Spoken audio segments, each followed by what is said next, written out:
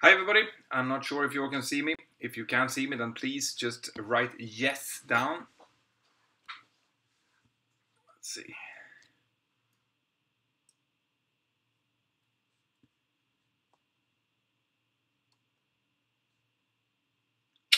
Great, so everybody, very welcome to the Sunday night live stream. I hope you're all doing absolutely fantastic as always. It's great to be here. I hope that you guys are enjoying my new little twist of the channel, which is again a little bit more technical videos.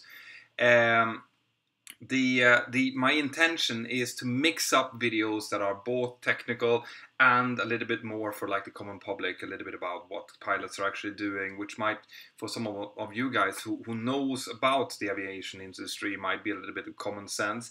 But for quite a lot of people, especially people who are afraid of flying, it might not be common sense. So you will see both variants. I will be more technical. I'll be going into more and more details about how we're actually doing flights. But also things like, you know, which seat is the safest to be in an aircraft, debunking myths regarding flight, stuff like that. So you will see a lot of different things in the channel, and I hope that you guys like that. So I've actually received my first question on the super chat already, guys. And as you all know by now, you know that I am prioritizing questions that are coming in through the Mentour Aviation chat. Mentour Aviation app chat, but especially questions that are made through the super chat. So if you guys have a really pressing question that you really want me to answer, then go into the super chat. You will donate a little bit of money to the channel, which helps me go and do fun stuff for you guys. And I will definitely answer the question. I guarantee you that. Right, so Luke Muck has the first question on the super chat, which is actually a great question. It is. Are there reasons that two captains in the flight deck instead of one captain and a first officer? And if, who is piloting command? Great question. Yes. What we tend to do is that every time we do a recurrent training, or every time we do a LPC, a license proficiency check, we, the captains, have to also do a right seat check. So we have to be checked out to fly from the right seat. And the reason is that sometimes, for rostering reasons, there might not be as many first officers as needed, so two captains might have to fly together. Now, what happens then is that the pilot flying is always going to be the one sitting in their correct seat. So the captain who's sitting to the left is going to be pilot flying, the one captain who's sitting to the right is going to be pilot monitoring. And then if they want to switch during the day, then they can just switch seats. Okay, that is unless there is a training captain like myself. I can be pilot flying from the right as well because I have been trained to do so. I can do command training from the right, so I can be pilot flying. I can do anything from the right, really, just like a first officer can. Now, who is going to be pilot in command is going to be decided by the airline. So you will see that on the voyage report as we checked in, and it tends to be the one who is most senior, or the one who has a training role. So for example, me as a line training captain and TRE, I am almost always the pilot in command, even if I fly with another very senior captain. So that's the way it tends to work, guys. All right. So there, yes, you will see captains flying together. In most cases, it is because of that. In some cases, it might also be training. So we do, for example, I do OCC courses, which is operator conversion courses. So I'll take in pilots coming in from other airlines that wants to join our airline as a direct entry commander. And in that case, they have to do some training to learn our standard operating procedures. And when they do, they're going to be flying with me in the right seat. So I'll be pretending to be a first officer, but also teaching them stuff. So in that case, you will also see two captains flying together. So there are quite a few reasons to a captain flying together with another captain. So it's a great question, Luke. Thank you very much for your contribution to the channel. It is greatly appreciated. Now, Dog Polly has come into the super chat as well. Thank you very much, Dog. That is a fantastic contribution.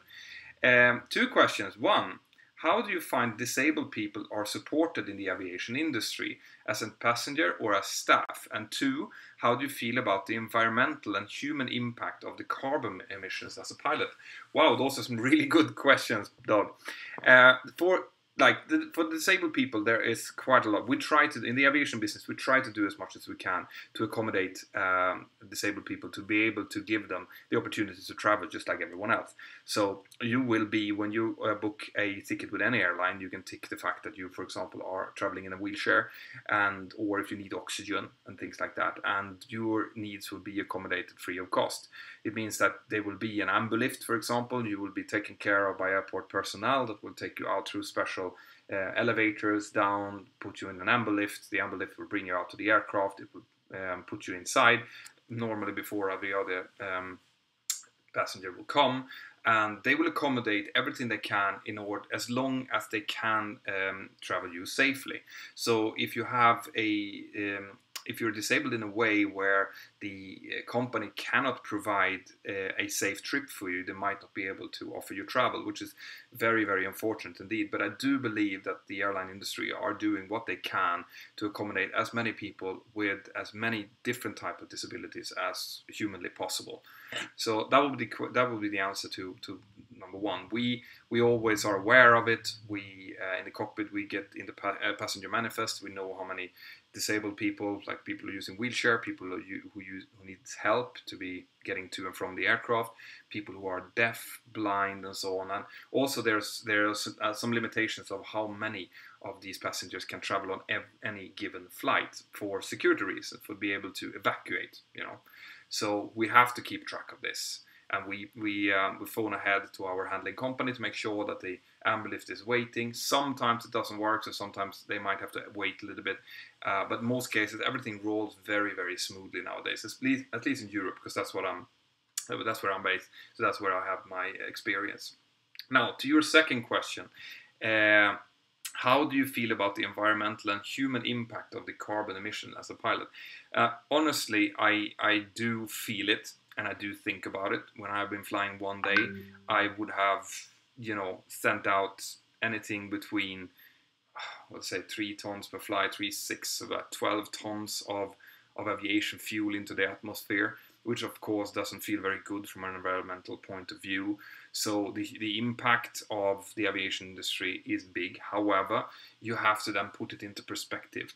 So if these people were to travel given any other means of transportation, they would be emitting much more fuel or CO2 than that.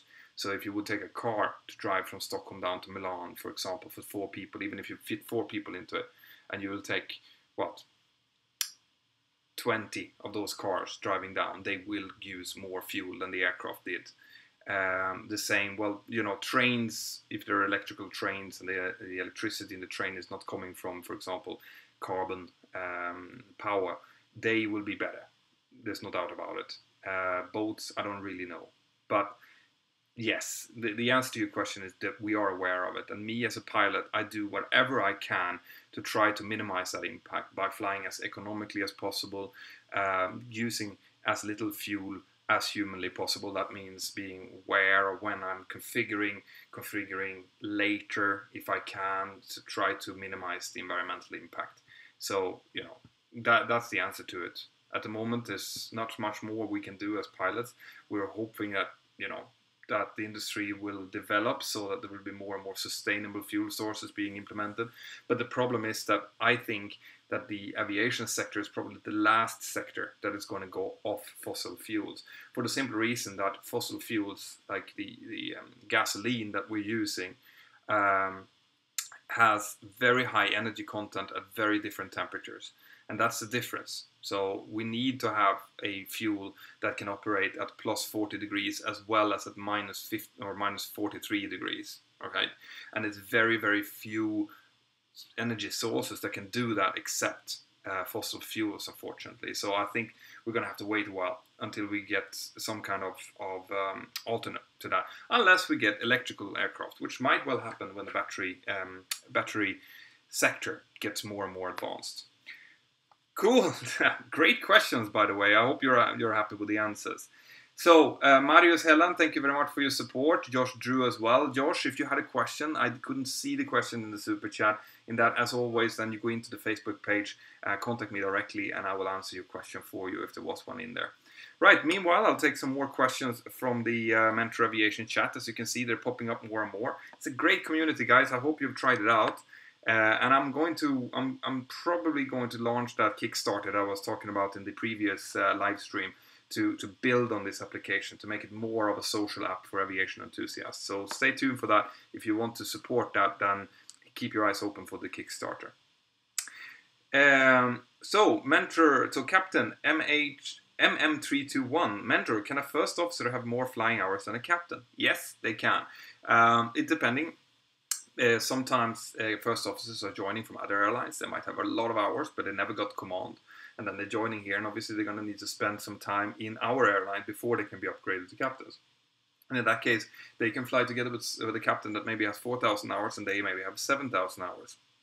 Doesn't matter. If one has the training to be a captain and has been checked out by the airline, he or she is the captain. And the other one's a first officer until they've been trained to become a captain.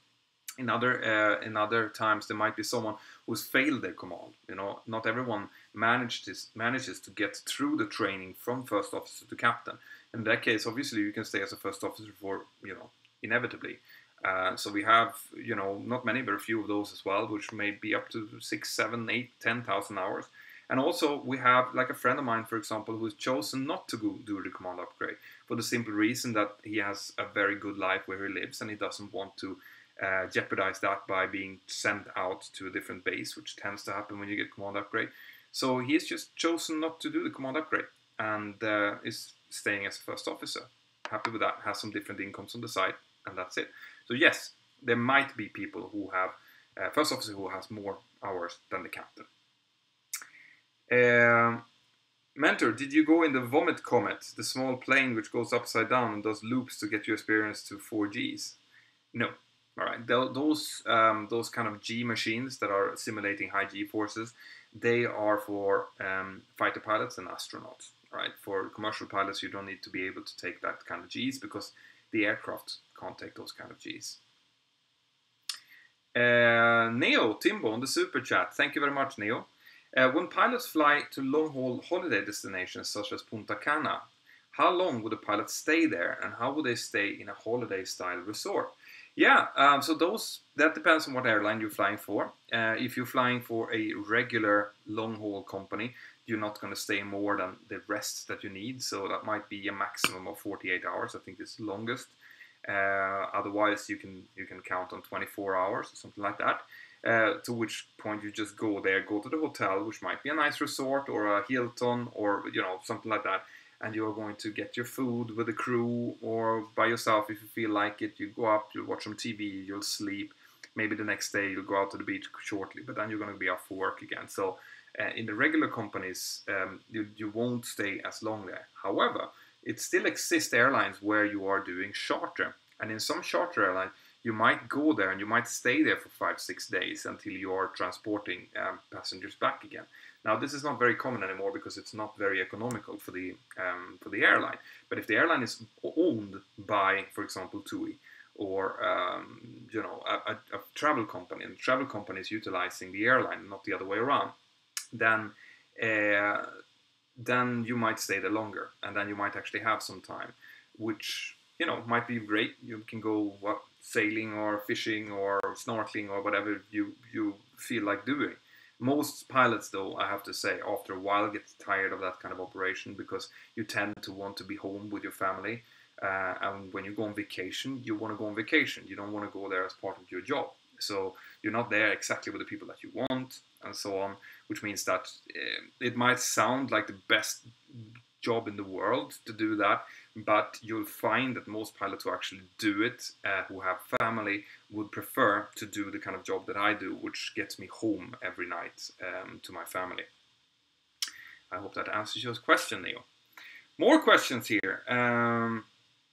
Right, Mentor, do you want to leave your airline for a different airline? Well, it's actually guessing which airline I'm working for here, but no, at the moment I'm happy. You never know in this industry. Like in this industry, you have to be open all the time, which is why it's so important for you guys never to burn any bridges. I've seen a lot of young guys, especially, who comes into this business. Maybe they're working for an airline that they don't really respect just to gain some hours, and then they get into a different airline and they do something stupid, as in they maybe not working their notice period out, or they're saying or sending stuff that they, is rude and obnoxious. And the problem with doing something like that, guys, is that those airline managers that are working in that airline might as well be working in your new airline in a month, because people in the business kind of move around in between airlines, and that goes not only for pilots but also for management.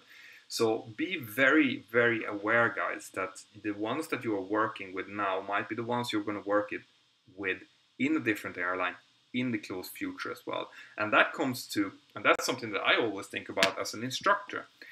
Because it's very likely that some of the cadets that I am training, I will probably be working together with, maybe me as a first officer and them as a captain at some point, if I'm choosing to change an airline. Or, and this has actually happened already, those cadets becomes captains, they move on to a different airline, they go into the recruitment part of that airline, and all of a sudden, if I were to ever change my airline and I go to an interview, I will be interviewed by the very people I have trained. And this happens more often than you think, guys, which is why it's so important to treat everyone around you with respect, because you never know when they are going to be your boss, when they are going to be your next chief pilot. No matter how much you think that you're above them in seniority and experience, you never know, because that's how small this business is. And this is also why in this channel, I'm trying to give out a positive and constructive view to all of you who are watching this, because to be perfectly honest, many of you guys might be the ones that are hiring me in a few years, or there might be people out there that are my colleagues that are watching this, and I'm really, really keen on people not thinking that I'm a bozo who does this for just to be out there and get my face shown. No, I want to help, and I want to give a constructive view, and I'm always very, very honest in the fact that this is my view. I'm not representing anyone else than myself, and I just want to give you an honest opinion about what I think about things. So, and I hope you appreciate that. Right, I'll take some questions from the actual chat here as well. So, what airline do you fly for? Now this, if you just look a little bit, if you're following me on Instagram, for example, you will fairly quickly be able to figure out who I'm flying for. But I have been in contact with my airline, and they have asked me to please don't mention them or show their logo or anything in conjunction with my social media kind of quest that I'm doing. And the reason for that is simply that they don't have any control of what I'm saying, and I'm not an official spokesperson for my airline, which means that they don't want to be associated with what I'm doing. I mean, what I'm doing now might be perceived as very good, but then I might be doing a video that is not perceived as good, or something that infringes on whatever they are doing. So as long as they don't want me to mention them, I will not mention them, because I have full respect for that view, right? So all of you who are asking me which airline I will never tell you. You'll be able to find out, not a secret, but I won't be talking about it. More questions. Great to see there's a lot of you guys in here that I recognize, both from the Facebook and from the app, from the Mentour Aviation app. I'm so happy that I see all of you guys in here. Matt Cowlin, how to overcome my fear of flying? Yeah, so fear of flying, people have been asking me to do videos about fear of flying for a long while. And the thing is, that's actually what I am doing. What you need to do in order to overcome your fear of flying are a couple of things. First of all, you should sit back and you should think about the first time that you really felt this fear. Okay? Because in most cases, fear of flying has nothing to do with flying itself. It has to do with something else. Maybe you got this fear of flying in conjunction with some really, really tough thing happening in your family or personally or something like that. And the brain has a very, very strange tendency to project bad feelings onto something that you can explain. And aviation is a perfect example of that. If you're feeling bad and you're having any kind of like angst, the brain might project that onto, for example, flying, and that might be the foundation of your fear of flying. Okay, so it's very complicated, and I'm not a psychologist, so I can't go into that. However, what I would say is that if you keep watching my videos, what I'm going to try to do eventually, and I'm already doing, is I'm going to explain what the pilots are doing, what the aviation business is about, how we think, how much is safety related, how many, things that we're looking to make sure that you guys are always safe when you get onto a commercial airline. The more you know about this business, the safer you will feel. At least that's the feedback that I've been getting. So watch as many videos about what pilots do as you can. Watch about, aircraft documentaries, maybe not the aircraft crash investigations, because that would just fuel your angst, but how are airliners built, how do Boeing build aircraft, how do Airbus build aircraft, stuff like that, and people like me, Captain Joe, and others that explains things around aviation, and you will feel that that's going to make you feel much better. I hope that answers your question. Right, Josh Drew, content. How long to pay off debt, and is it worth it? Very, very good question. Very hard to answer, because it's depending on how much debt you actually put yourself into. If you're going down the route of paying 120, I'm guessing you've all been watching that EasyJet series now. I still haven't watched it, like on the flight deck with EasyJet. They were quoting 120 to 140,000 pounds for their training. Now, I cannot emphasize this enough. You do not have to pay 120 to 140,000 pounds to become an airline pilot. You can get away with a third of that if you really look after yourself and you go with the modular way. Okay, so obviously there's a huge difference between having a debt of 50,000 pounds and 140,000 pounds, and that's going to have a huge impact on how long it will take to pay it back.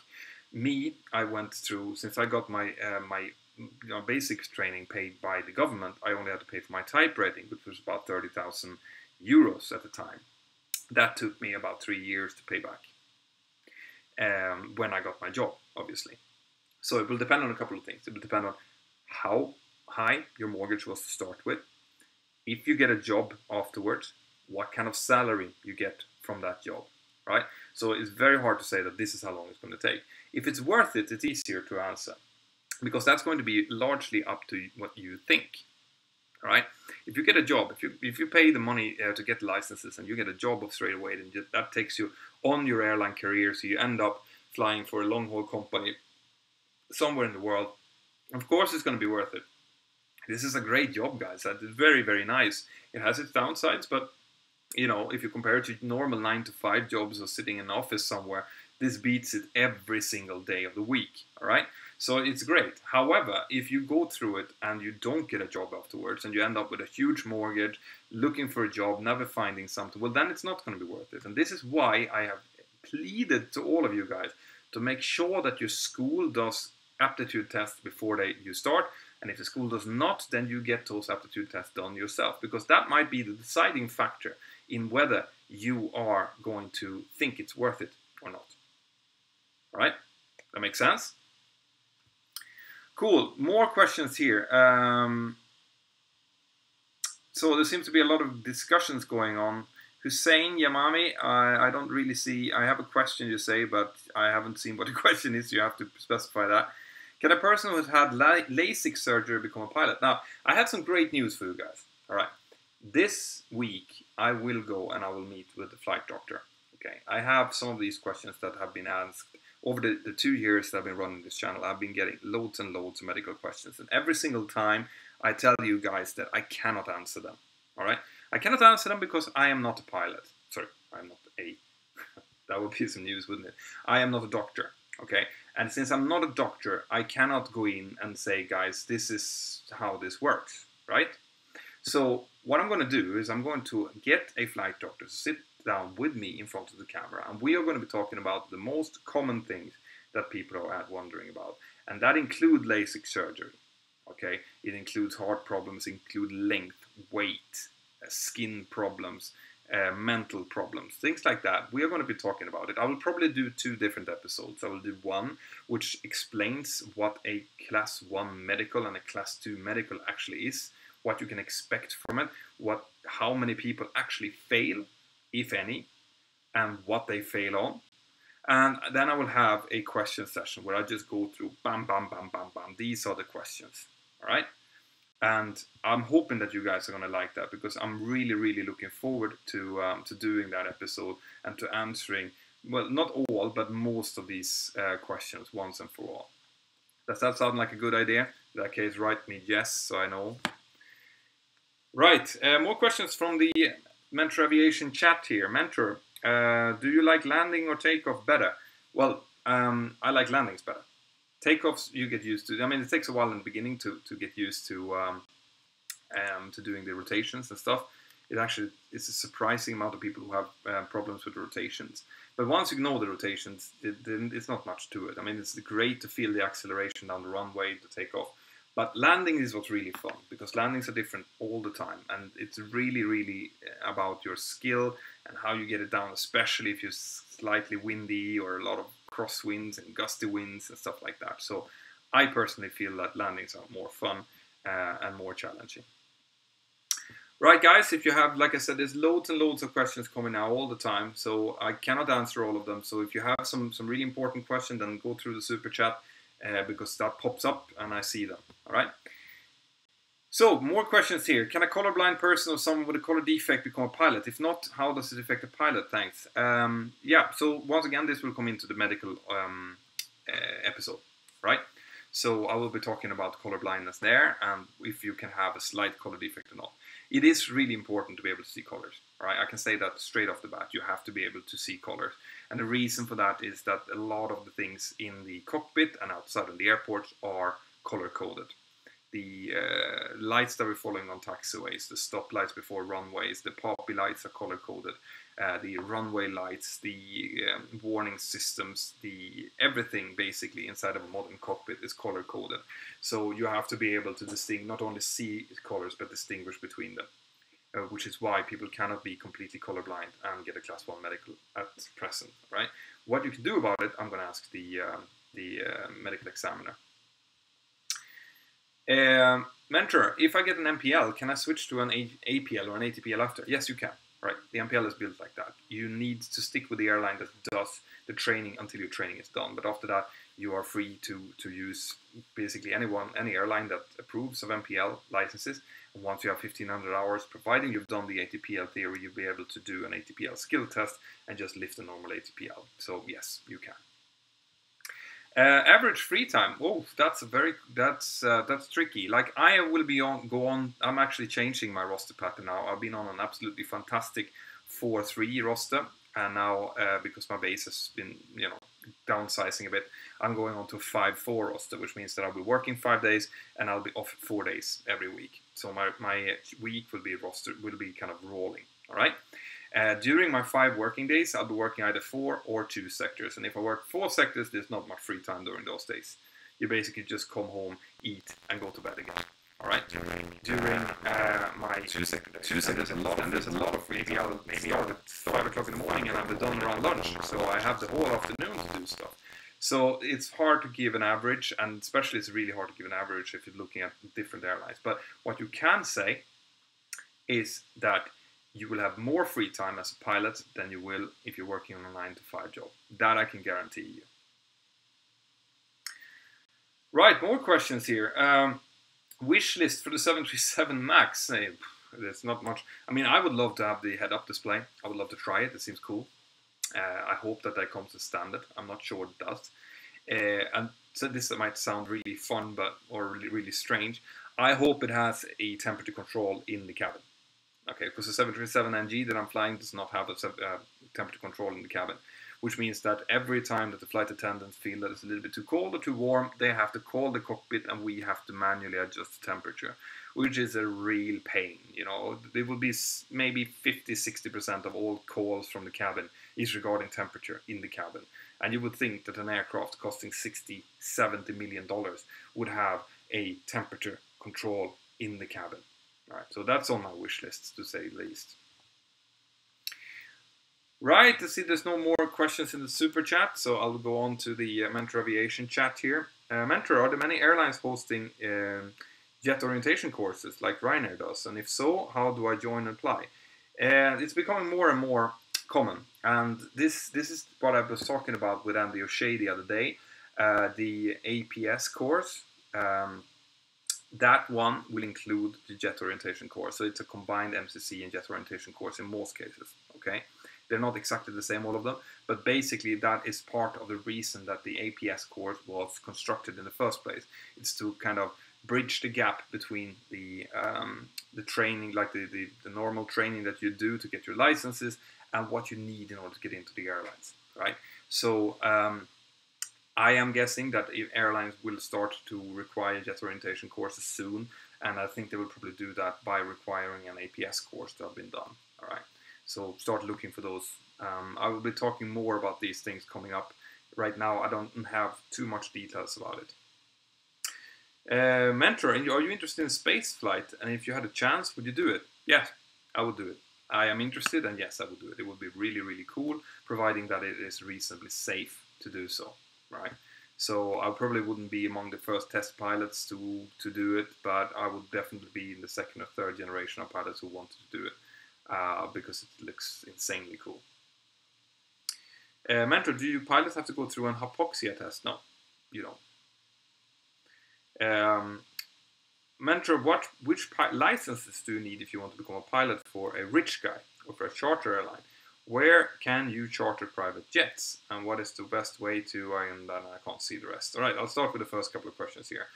You need the same licenses as everyone else. You need a CPL IRME with an MCC course if you're going to fly an aircraft that requires 2 pilots. Okay, if you fly a small jet that only requires 1 pilot, you might get away with a CPL IRME without MCC course. Okay, but generally speaking, you're going to need the same licenses. For charter airlines, definitely.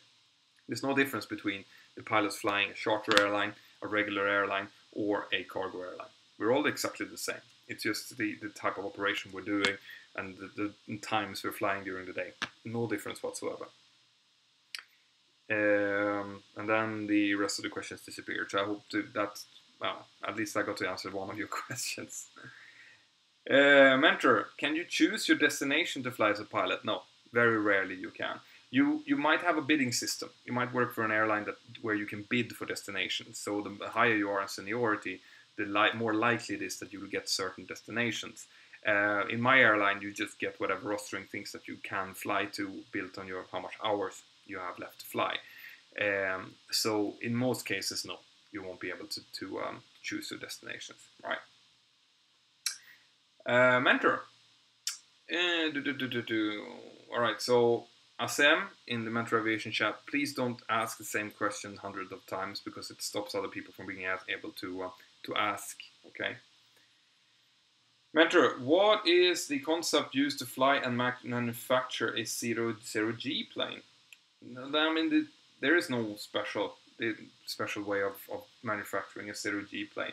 You just need to fly a parabol, right? Parabol flight. So you basically start with descending, building up speed, picking up the aircraft, at which point you're going to have more than 1G, right? So you're going to feel that you push down in your seat, and then it flies like over the top of the hill. And as you're getting up to the top of the hill and you're starting to push forward, at that point, the pilots simulate 0G.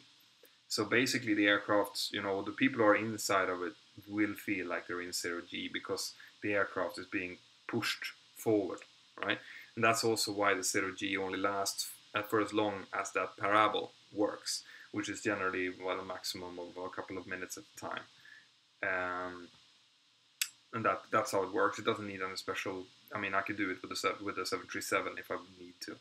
I don't have any training to do it, and I would never do it, but you can do it, right?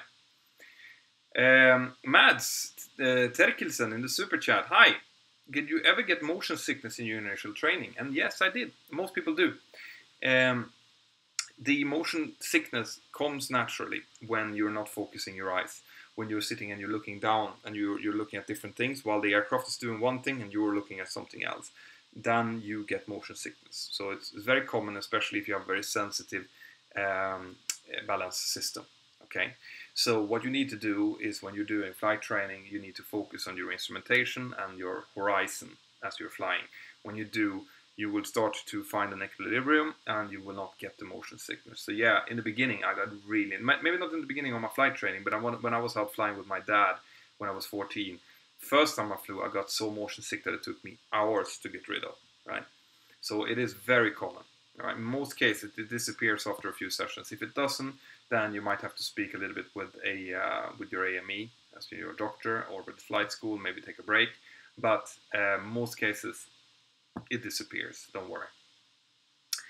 Neo, Timbo, would it be possible for a pilot to run a business that you can mostly run from a laptop? Would you be able to use a laptop in flight on a break?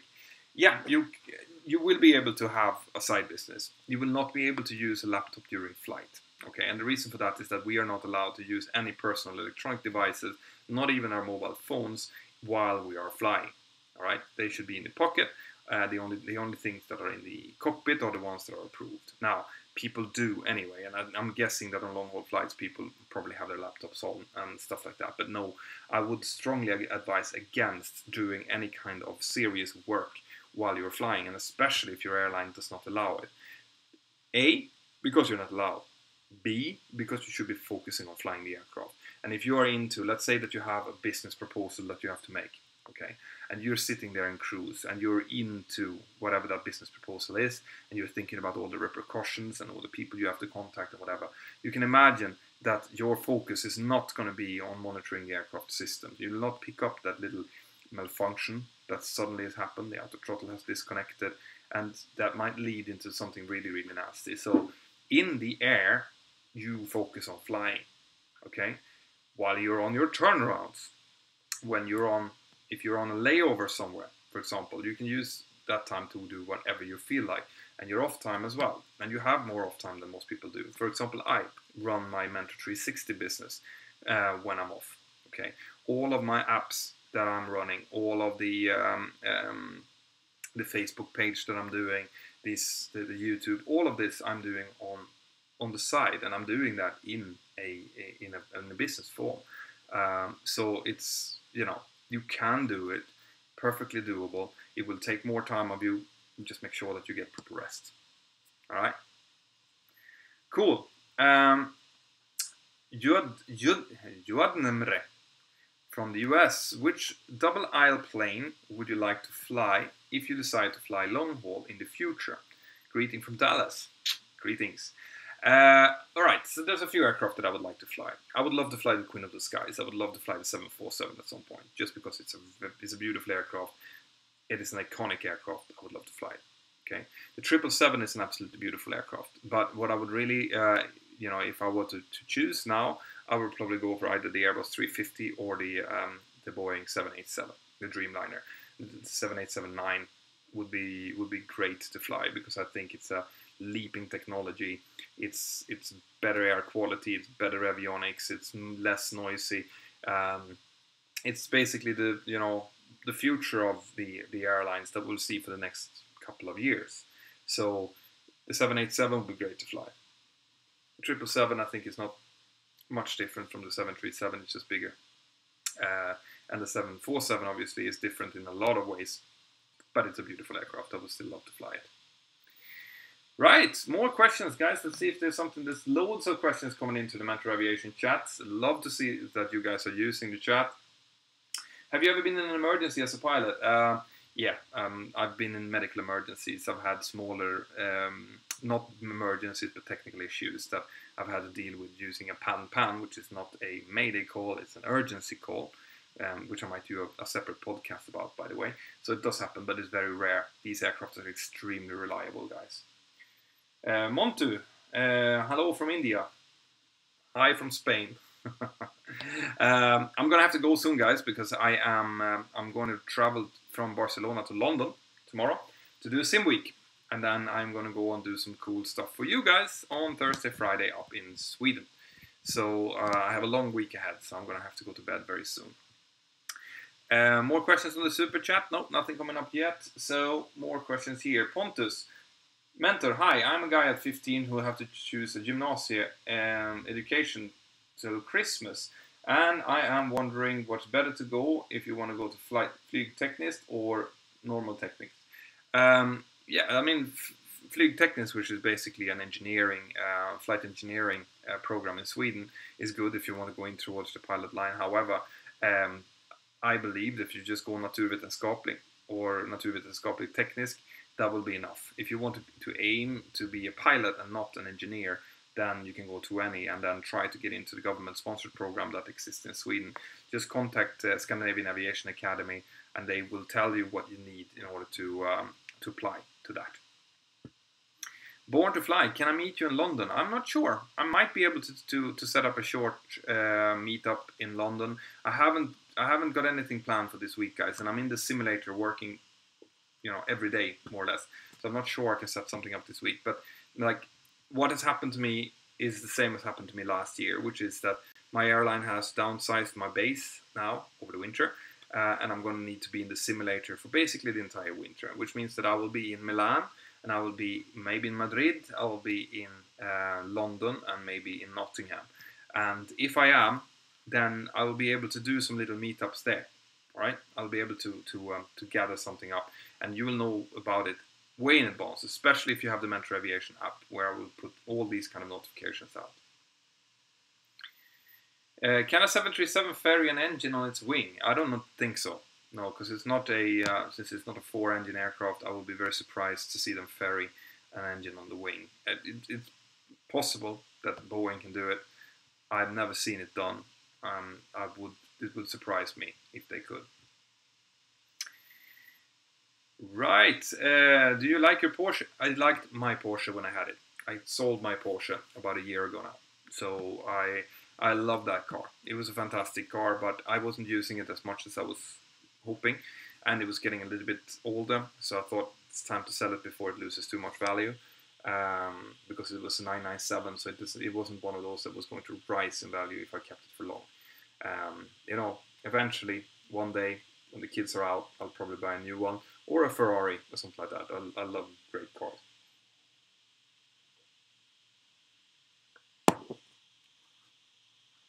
Right. Mentor, I noticed on some airlines, at least, flight attendant has to go into the cockpit if the pilot leaves.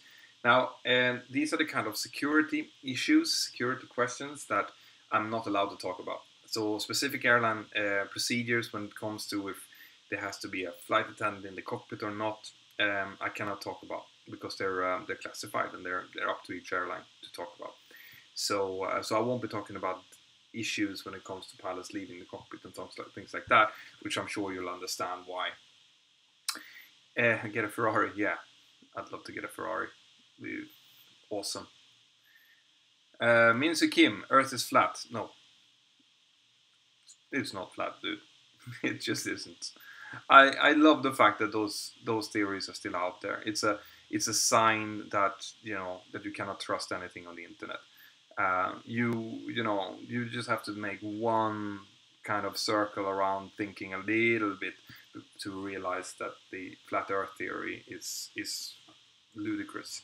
So I'm not going to spend more time on it. Get a Tesla. I've actually thought about getting a Tesla. I've been thinking about putting myself in the queue for a Tesla because I think it's the future. I'm not sure if we're quite there yet though, and in Spain there are very few supercharging points, so not sure. Right, more questions. Do you fly sailplanes on your free time? No, I've actually never had a sailplane certificate. I have loads of my friends who does. One of my friends is a 777 captain in Emirates, and he still flies sailplanes on his spare time. I've never tried it though. Is there a height limit, Mentor? I'm 6 inches 4 and I'm very worried. I don't know inches, man. You have to translate that into the metric system for me. Between 160 up to 2 meters is perfectly fine. Over 2 meters, I've flown with people who are longer than 2 meters. If you're shorter than 160, it might start to be a problem to be able to actually reach the pedals and view over the dashboard in some aircraft. But the exact limits are going to be specified by the different companies. How do you pay for flight school? Yeah, either by a loan. In Sweden, for example, you can get a government loan for flight school. Even if you don't get the government-sponsored program, there are still certain schools that will give you government-issued loans to get the flight school done. that might be available in other countries as well. There might be banks that are willing to loan you money on, for example, your parents' house or whatever. I think that's fairly common that people do. Otherwise, you're just gonna have to start working. Most people who does the modular training, they do that while they're working at the same time to get the money to get the licenses. Okay, so that is a way that you can do it as well, and it's probably the way that will leave you with less debt when you're actually done. It will take you longer, but it will be better for you once you're done. Neo Timbo, where in Nottingham will you be training? Well, I'll be training out on the airport, in East Midlands Airport. If I am, right, I'm not sure where I'm going to be training. I know that I'm going to be training in Stansted during this week, but I'm not sure where I'll end up during the winter. Most likely I'll be mostly in Milan, to be perfectly honest. Right, guys, so I've been on this for 45 minutes now, which is kind of where I normally draw the limit. So if you have any more questions, guys, that you really want me to answer, then go into the super chat now and ask your question there. Otherwise, I'm going to be rounding this off. I hope that you've seen my latest videos. Please feel free to tip off your flight interested friends about the channel. As in, if you know any forums that are talking about aviation that still hasn't been checking out the channel and you think they should, then feel free to send these links out to them. And like, everything helps. Everything really helps. I've had a big downturn in views and stuff now during August for some reason. It's starting to kind of slowly pick up again. But the thing is, the more views I have, the more people coming into the channel, the more likely it is that I'll be able to get sponsors for the channel, which means that the more likely it is that I'll be able to go to cool places and, you know, like I'm doing on Friday, travel to, for example, Sweden to visit a flight school and ask them stuff, or ask a medical doctor stuff. All of these kind of things. It's all depending on how the channel is doing. So the more you guys help out, the better the channel is going to become. And I will be doing more really cool instructional things coming up, because I have a film guy now, a video guy that's going to be helping me out, which I think you guys are really going to enjoy. Mani Ramachandran in the super chat. It's going to be the last one in the super chat, guys. Most of our pilot dreams never took off. I tried to compensate over traveling around using my corporate job. Is it too late in my late 20s to chase? No, in your late 20s it's not too late. All right. Like I said, if you go in and you check in my videos, is it too late to become a pilot, or am I too old to become a pilot, or my motivational videos, I do tell you a story about the guy who started training when he was 50 years old, and he got a job, and he's now doing his command at age 55 or 56. All right, so it's possible. However, some flight schools have limits on how old you can be, like 35 I've heard, and stuff like that. And the things that you have to think about if you're older and you want to get into this business is that it is a big plunge. You know, you might have to go down in salary from your corporate job, for example. You are most likely going to have to relocate to a different place. So make sure that you have talked to your spouse, your partner, so that they're on the train. They realize what this is going to mean, because it will mean hard work. It might be a time of unemployment. And then once you get employed, it might not pay as well as you were used to, and you might have to move. So this is why it's more easy to do this when you're young, because when you're young, you can take these things. You can sleep on the floor of a friend or whatever for a while you're training and not earning much money. But it'll be harder to do when you have kids and mortgages and stuff like that. So that's normally what stops people from doing it. It's not the age, it's the circumstances. And with that, guys, I just want to thank you, everyone here, for coming to the live stream. I hope you've enjoyed it. There's going to be more live streams now. Since I'm going to change my roster, I'm not sure that I'll be able to do it on Sundays always. But if you have the Mentour Aviation app and you're in there, I'm going to send out notifications, as well as on my Facebook feed and on my Instagram feed. So you will know way in advance if I'm doing one of these live streams. It's fantastic to see as many of you here. I'm sorry if I couldn't answer all of your questions, but I am trying my best. And have an absolutely fantastic good evening, wherever you are. Take care, and see you next time. Bye-bye.